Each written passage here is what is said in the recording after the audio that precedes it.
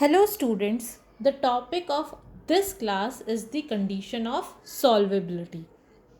ठीक है, हमारा चैप्टर है pair of linear equations is two variable. जब हमने चैप्टर स्टार्ट किया था तब हमने पढ़ा था कि consistent system of linear equation और inconsistent system of linear equation होता क्या है। Consistent linear system of linear equation is basically the pair of linear equations which has solution, either a unique solution or infinitely many solution। और inconsistent system of linear equations कौन सा होगा फिर, जिसका कोई सोल्यूशन नहीं होगा। तो आज का हमारा टॉपिक है कंडीशन ऑफ सॉल्वेबिलिटी यानी और कंसिस्टेंसी। कहने का मतलब है कि हम कंडीशंस फाइंड आउट कर रहे हैं, उस कंडीशन को यूज़ करके अगर वो कंडीशन सेटिस्फाई हो जाती है, उस कंडीशन को यूज़ करके हम अपना क्वेश्चन सॉल्व करेंगे। And the condition of solvability is nothing but having a solution of that pair of linear equation. And when do we have a solution of linear equation? Graphically हमने जब पढ़ा था हमने देखा था कि हमारी सॉल्वेबिलिटी जो होती है दो केसेस में एग्जिस्ट करती है, या फिर कंसिस्टेंट कब होते हैं, either the line are intersecting, है ना।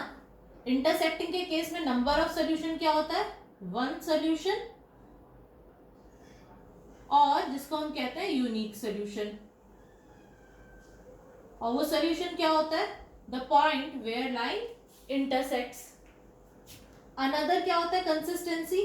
कब कंसिस्टेंसी होगी, if the lines are overlapping.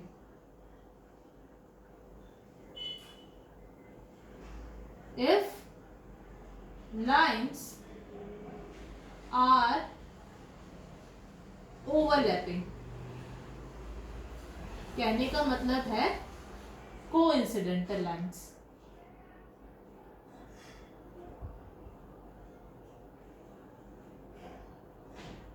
Coincidental line के केस में नंबर ऑफ सॉल्यूशंस क्या होते हैं, इनफाइनाइटली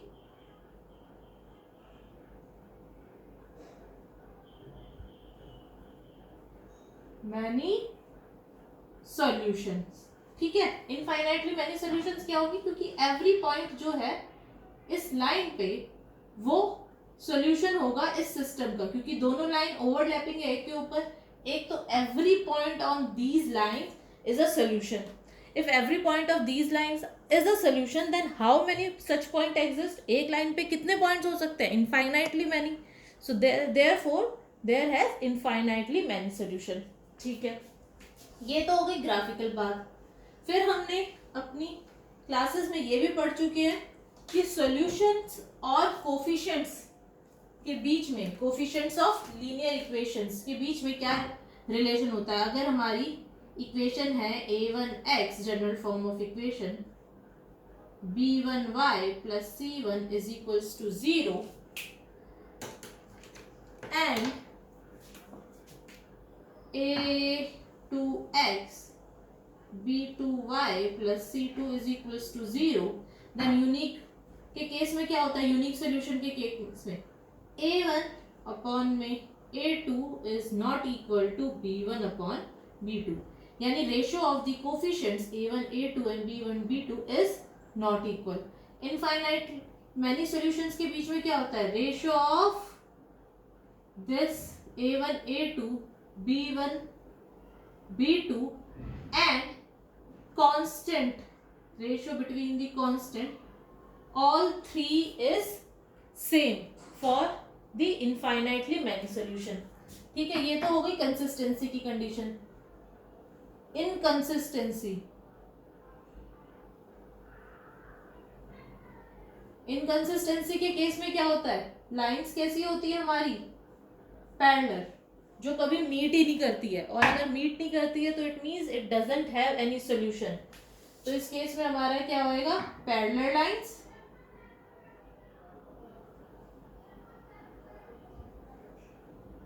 पैरेलल लाइंस होते हैं, नो सॉल्यूशन होता है।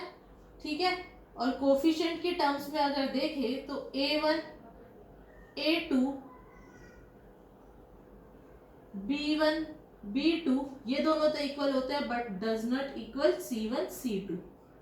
तो कंसिस्टेंसी के केस में अगर हमें फाइंड आउट करना है कि whether the system has a solution और नॉट, तो हम ये दो कंडीशन सेटिस्फाई करें फाइंड आउट करेंगे। पहले हम देखेंगे कि weather it has a unique solution. अगर यूनिक सोल्यूशन होएगा तो ये दोनों रेशो ही इक्वल नहीं आएगी, हम स्टार्ट कर देंगे करना, उसके आगे हमें कुछ नहीं चेक करना। अगर ये दोनों इक्वेशन इक्वल आ जाती है then we see that whether the ratio between the constants of the linear equation is also same, is also equal. अगर वो भी इक्वल हो जाती है तो इनफाइनाइटली मैनी सोल्यूशंस आ जाएंगे, ठीक है।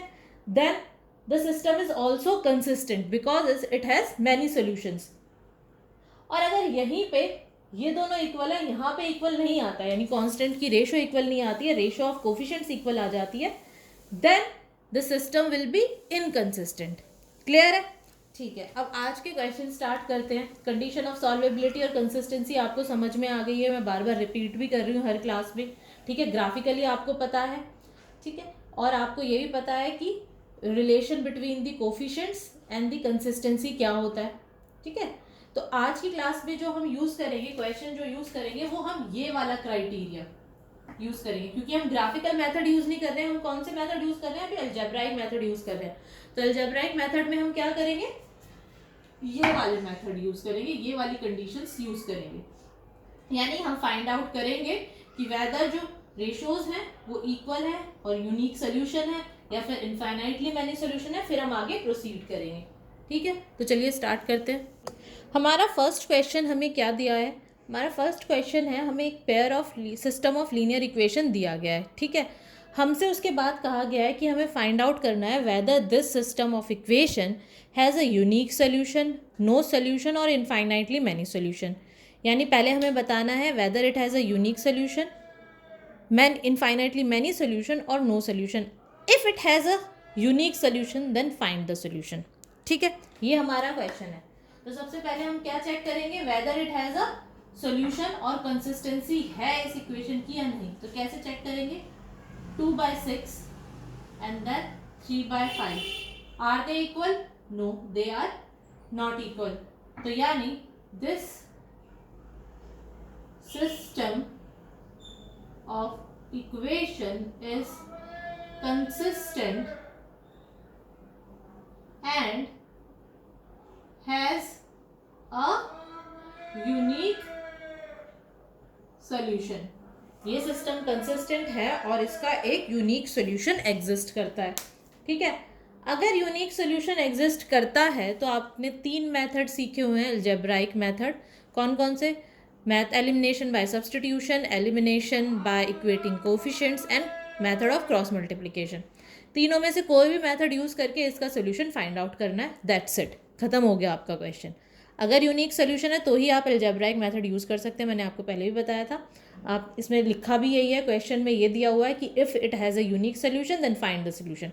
अब आगे आप इस इक्वेशन को सॉल्व कर लीजिए, ठीक है। So this is the question. चलिए अपना नेक्स्ट क्वेश्चन देखते हैं। हमारा नेक्स्ट क्वेश्चन जो है वो है, फॉर व्हाट वैल्यू ऑफ के will the system of equation has, first part है यूनिक सोल्यूशन और नो सोल्यूशन। यानी हमें के की वैल्यू फाइंड आउट करनी है।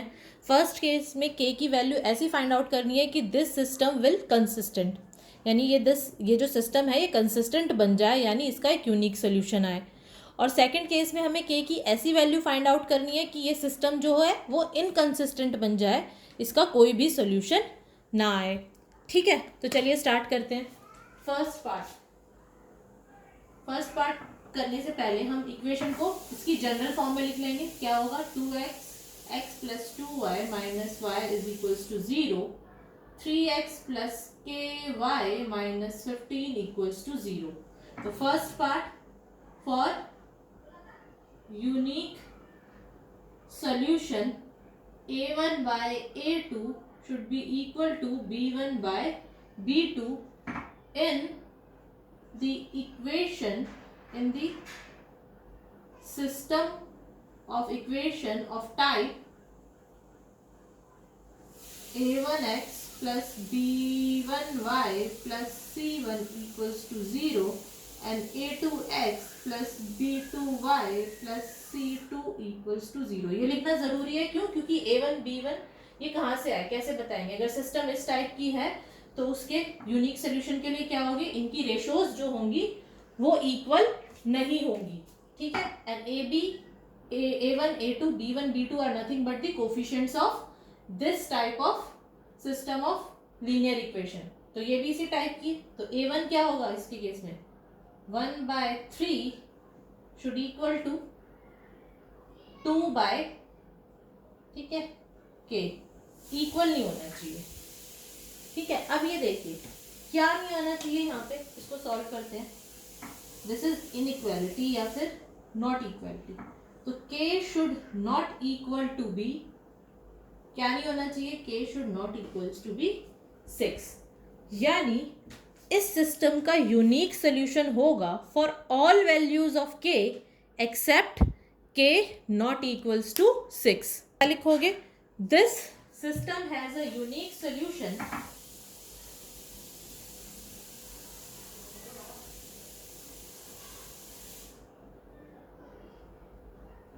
for all value of k belongs to R except k equals to 6।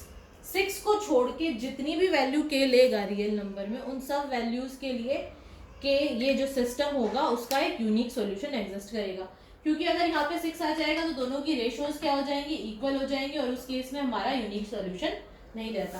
खत्म आपका क्वेश्चन। सेकेंड पार्ट देखते हैं, no solution for no solution what we need to have a1 equal to a2, b1 equal to b2 and c1 equals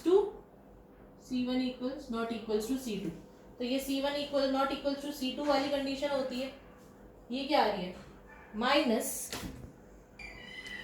इस सिस्टम का no solution कब होगा, अगर a1 a2 is not equal to b1 b2, a1 a2 equal होना चाहिए b1 b2 के, लेकिन c1 c2 के इक्वल नहीं होना चाहिए। अब यहाँ पे लिखते हैं 1/3 is equals to 2/k not equals to 5/15 which is equals to 1/3 equals to 2/k not equals to 1/3। अब यहाँ पे देखिए ट्रिक पार्ट, यहां से मेरी दो कंडीशन आ रही है, एक कंडीशन ये और एक कंडीशन ये, क्या कि 2/k जो होना चाहिए वो इक्वल होना चाहिए 1/3 के, इस वाली चीज को यूज करके, ठीक है। और दूसरी एंड सेकंड कंडीशन की, और क्या होना चाहिए साथ में, ये तो होना ही होना चाहिए साथ में 2k should not equal to 1/3। क्या ऐसा हो सकता है कि वो इक्वल भी हो और नॉट इक्वल भी हो? नहीं हो सकता। यानी ये जो सिस्टम हमें गिवन है, ये किसी भी केस में अगर हम k कोई भी वैल्यू k की लें तो इसका सोल्यूशन आएगा ही आएगा, ठीक है। ये कंसिस्टेंट ही होगा, इनकंसिस्टेंट नहीं होगा, यानी नो सोल्यूशन का केस कभी आएगा ही नहीं। क्यों नहीं आएगा? क्योंकि this is not possible and this is not possible. कहने का मतलब है या तो इसका यूनिक सोल्यूशन होगा या फिर इनफाइनाइट मैनी सोल्यूशन होंगे, लेकिन नो सोल्यूशन वाला केस कभी भी बनेगा नहीं। So this system does not have a value of k for which it has no solution, क्योंकि 2k equals to 3 and 2k is not equals to 1/3, ये तो कभी भी पॉसिबल नहीं है। तो ये आपका आंसर आया। ये वाला क्वेश्चन आपका आ चुका है सीबीएसई बोर्ड 2001 एंड 2019 दोनों में आ चुका है, ठीक है। तो इस तरह से आप कंसिस्टेंसी की जो इक्वेशन कंडीशन है जो मैंने आपको बताई थी, इन कंडीशन यूनिक के केस में क्या होता है, a1/a2 is not equals to b1/b2, ठीक है।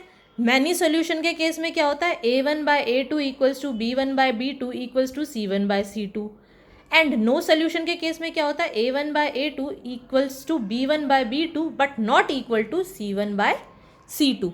ये तीन केसेस हैं। फर्स्ट टू कंडीशंस आपकी जो है वो है कंसिस्टेंसी की, सेकंड जो थर्ड कंडीशन है वो है आपकी इनकंसिस्टेंसी या नो सोल्यूशन की। तो इस टाइप के आपके क्वेश्चन होंगे कि आपको वैल्यू फाइंड आउट करनी है, आपको गिवन रहेगा whether the system is consistent or inconsistent. If it is consistent, whether it has a unique solution और infinitely many solution, फिर उसको यूज़ करके आप इक्वेशन उसमें वैल्यूज़ फाइंड आउट कर सकते हैं. जैसे इस केस में हमने k की वैल्यू फाइंड आउट की, या फिर आप बता सकते हैं कि सिस्टम कैसा होगा.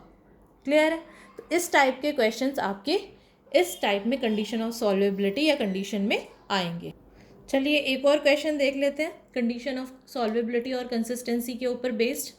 तो इस बार हमें क्या दिया है, हमें वैल्यू फाइंड आउट करनी है दो अननोन्स की, that is alpha and beta, for which the system of linear equation 2x + 3y - 7 = 0 एंड 2α(x + α + βy - 28 = 0 has a unique solution and no solution. तो सबसे पहले यूनिक सोल्यूशन के लिए क्या होगा हमारा, a1 a2 is not equals to b1 b2.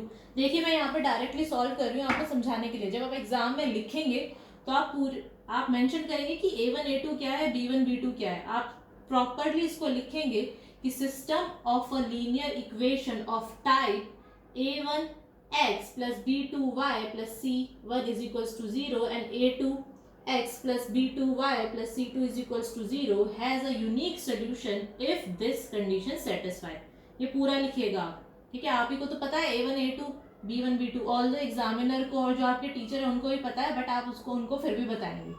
ठीक है, तो ये आ गया. तो a1 क्या है, 2/2 इज नॉट 2/2 अल्फा. ठीक है, should not equal to 3/α + beta. ये वाली मेरी कंडीशन होनी चाहिए अगर मुझे यूनिक सोल्यूशन चाहिए. In case of unique solution, so this implies 2α 2β should not equals to 6α, यानी alpha plus beta should not equals to 3α.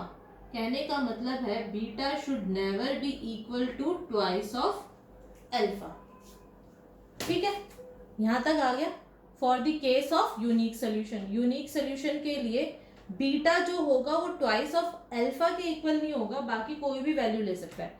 Beta 1 हो सकता है, अल्फा 3 हो सकता है, कुछ भी, बट जो बीटा होगा which that is not equals to twice of alpha for the system of equation have a unique solution. ठीक है, यूनिक सोल्यूशन के केस में ये वाली कंडीशन आती है. ठीक है, नेक्स्ट क्या है हमारा, नो सोल्यूशन. नो सोल्यूशन के केस में क्या होता है, सेकंड के केस में a1/a2 should equals to b1/b2 but not equals to c1/c2.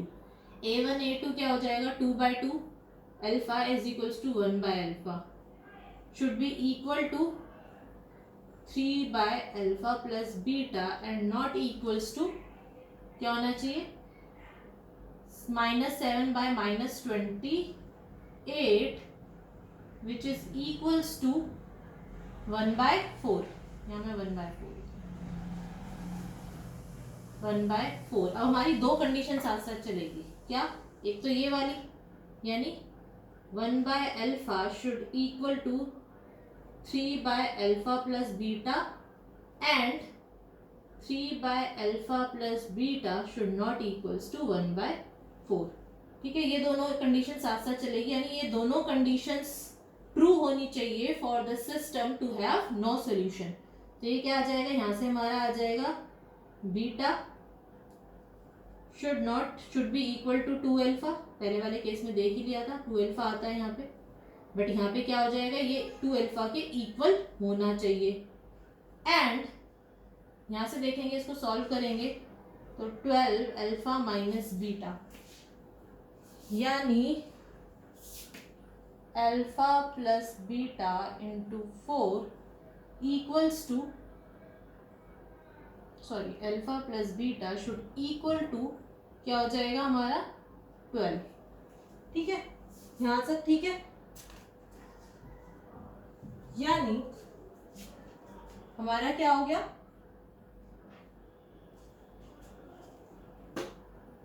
ये और ये. अब यहाँ पे देखिए बीटा की वैल्यू क्या आ रही है, 2अल्फा. मैं यहाँ लिख देती हूँ, beta should equal to twice of alpha. जब मैंने कह दिया कि बीटा की वैल्यू 2 अल्फा के इक्वल होनी चाहिए तो मैं यहाँ पे पुट कर सकती हूँ and 3 alpha is equals to 12, यहाँ पे आएगा नॉट इक्वल टू, नॉट, ठीक है। क्यों? क्योंकि ये इसके इक्वल नहीं होनी चाहिए, यानी beta is equals to 2 alpha and alpha should not equals to 4, ठीक है। यहां तक क्लियर है? अब अल्फा 4 के इक्वल नहीं होना चाहिए, अगर अल्फा 4 नहीं होगा तो बीटा क्या नहीं होगा? Now alpha is not equal to 4 and beta is equals to 2 alpha, this implies and beta is equals to 2 alpha, this implies alpha should not equals to 4 and beta should not equals to 8। ये चीज समझ में आई आपको क्या है? देखिए alpha मेरा ये नहीं हो सकता, 4 वैल्यू नहीं ले सकता, बाकी सारी वैल्यू ले लेगा, और बीटा मेरा जो है वो ट्वाइस ऑफ अल्फा होगा, ठीक है। अगर मेरा बीटा ट्वाइस ऑफ अल्फा होगा और अल्फा की वैल्यू 4 नहीं हो सकती, 4 के अलावा कुछ भी होगी, तो बीटा की वैल्यू क्या नहीं हो सकती? अगर मैं अल्फा 4 रखूंगी ही नहीं तो बीटा क्या कभी 8 आएगा? नहीं। तो फॉर नो सोल्यूशन के केस में मेरी ये वाली कंडीशन फुलफिल होनी चाहिए, यानी अल्फा कुछ भी वैल्यू ले from real number except 4 and beta कुछ भी वैल्यू ले एक्सेप्ट 8। क्लियर? फर्स्ट केस में यूनिक सोल्यूशन के केस में मेरा क्या था कि जो अल्फा है बीटा है should not be equal to 2 alpha, और नो सोल्यूशन के केस में मेरा क्या आ गया? Alpha should not be equals to 4 and beta should not be equals to 8। ये क्वेश्चन भी आपका बोर्ड एग्जामिनेशन में आ चुका है। इस टाइप के क्वेश्चंस आपके बोर्ड में आते हैं जनरली, तो प्रैक्टिस करते रहिए। कंसिस्टेंसी की और सॉल्वेबिलिटी की कोई भी कंडीशन में आपको कोई भी डाउट है तो प्लीज़ वीडियो के नीचे कमेंट कीजिएगा, अपने कॉन्सेप्ट क्लियर रखिए। ये टॉपिक यहीं तक ख़त्म होता है, ये कॉन्सेप्ट यहीं पे ख़त्म होता है। अपनी नेक्स्ट क्लास में हम कुछ वर्ड प्रॉब्लम्स करेंगे बाय फॉर्मिंग पेयर ऑफ और a system of linear equations, ठीक है। Thank you for today's class, thank you.